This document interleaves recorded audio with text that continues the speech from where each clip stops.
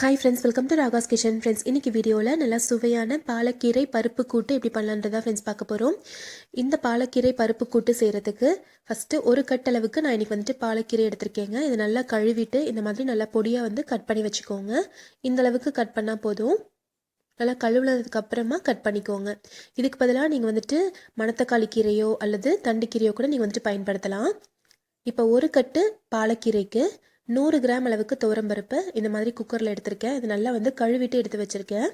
100 gram துவரம்பருப்பு கழுவி எடுத்திருக்கோம். இது கூட ஒரு 3 தக்காளி, ஒரு பெரிய வெங்காயம், 2 பச்சை மிளகாய், ஒரு 6-7 பல்லு பூண்டு, இது எல்லாத்தையும் சேர்த்து நம்ம வேக வச்சு எடுத்துக்க போகிறோம்.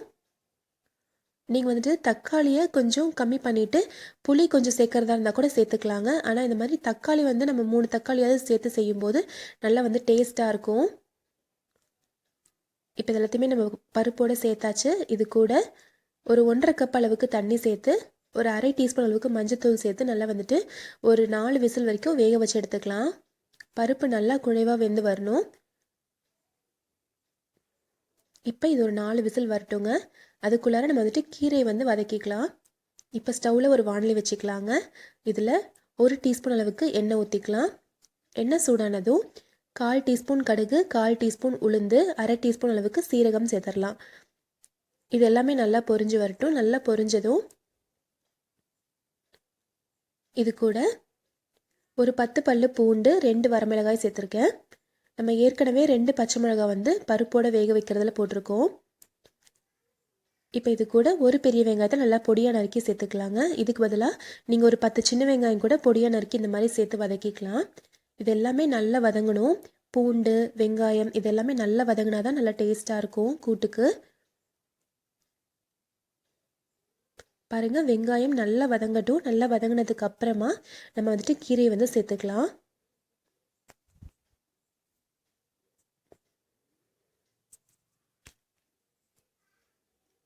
இந்த அளவுக்கு நல்லா பொன்னிறமாக வெங்காயம் வதங்கினதுக்கு அப்புறமா இப்போ நம்ம கட் பண்ணி வச்சுருக்க பாலக்கீரை இருக்குது இல்லைங்களா, அதை சேர்த்துடலாம்.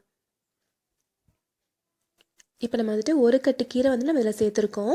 ஆனால் இது நல்லா வதங்கினதுக்கப்புறம் பார்த்திங்கன்னா ரொம்ப குறைவாக தாங்க இருக்கும். ஒரு 3 பேர் 4 பேர் சாப்பிட்ற அளவுக்கு இது சரியாக இருக்கும். இப்போ ஒரு கட்டு கீரையும் நம்ம கட் பண்ணி வச்சுருக்கிறத சேர்த்தாச்சு. இது ஒரு 2 நிமிஷம் நீங்கள் வதக்குனீங்கனாலே போதும். நம்ம நல்லா கழுவிட்டு நம்ம கட் பண்ணி வச்சுருக்கோம். அதனால் அதுலேயே ஓரளவுக்கு லைட்டாக ஒரு ஈரத்தன்மை இருக்கும். அந்த சூட்டுக்கு இது நல்லா வதங்கிடும். நம்ம எக்ஸ்ட்ராவாக தண்ணி தெளிக்கணும்னு தேவையில்லை. உங்களுக்கு ரொம்ப ட்ரையாக இருக்க மாதிரி இருக்குன்னா லைட்டாக தண்ணி தெளித்து விட்டுக்கோங்க. ஒரு 2 நிமிஷம் இந்த மாதிரி நீங்கள் வதக்குனீங்கன்னா நல்லாவே கீரை வெந்து நல்லா சுண்டிருங்க.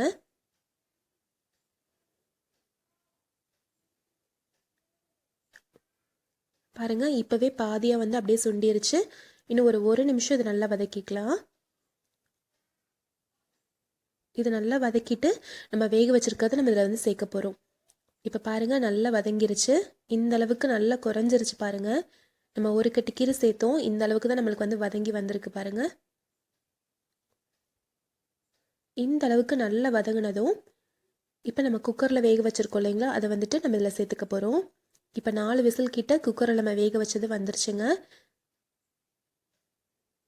இப்போ இது ப்ரெஷர் நல்லா ரிலீஸ் ஆனதும் பாருங்கள், நல்லா பருப்பு வெந்திருக்கு, நல்லா குழைவாக வெந்திருக்கு. இதை ஒரு கரண்டி வச்சு லைட்டாக இந்த மாதிரி நல்லா கலந்து விட்டுக்கோங்க. அதாவது மசிச்சு விடுற மாதிரி நல்லா கலந்து விட்டுக்கோங்க. இந்த தக்காளி, வெங்காயம், பச்சை மிளகாய் அதெல்லாமே நல்லா வெந்திருக்கும். இந்த சூட்லேயே நீங்கள் நல்லா கலந்து விடும்போது நல்லா குழைவாக நல்லா நம்மளுக்கு மிக்ஸ் ஆயிரும். நல்லா இந்த மாதிரி லைட்டாக மசிச்சு விட்டதுக்கு அப்புறமா இந்த பருப்பை நான் இப்போ இந்த கீரையில் சேர்த்துடலாம்.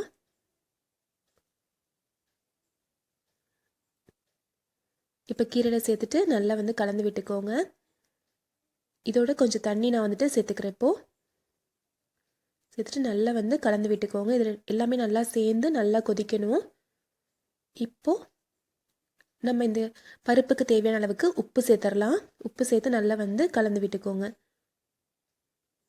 நீங்கள் இதில் தக்காளி குறைவு கம்மி பண்ணிவிட்டு அதுக்கு பதிலாக கொஞ்சம் புளி தண்ணி சேர்த்திங்கன்னா கொஞ்சம் டேஸ்ட்டு டிஃபர் ஆகும். இது எல்லாமே சேர்ந்து நல்லா கொதிக்கட்டும்.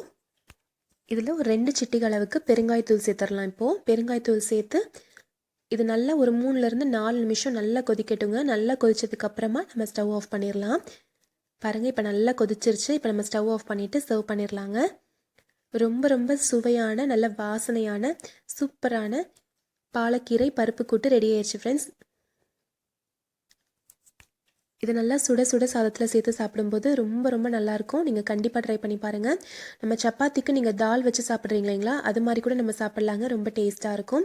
கண்டிப்பாக ட்ரை பண்ணி பார்த்துட்டு எப்படி இருந்துச்சுன்ற சொல்லுங்கள். இந்த ரெசிபி உங்களுக்கு பிடிச்சிருந்துச்சுன்னா நம்ம சேனல் ராகாஸ் கிச்சனில் ஒரு லைக் கொடுங்க. ஃப்ரெண்ட்ஸ் கூட ஷேர் பண்ணிக்கோங்க. சப்ஸ்கிரைப் பண்ணி வச்சுக்கோங்க. தேங்க்யூ.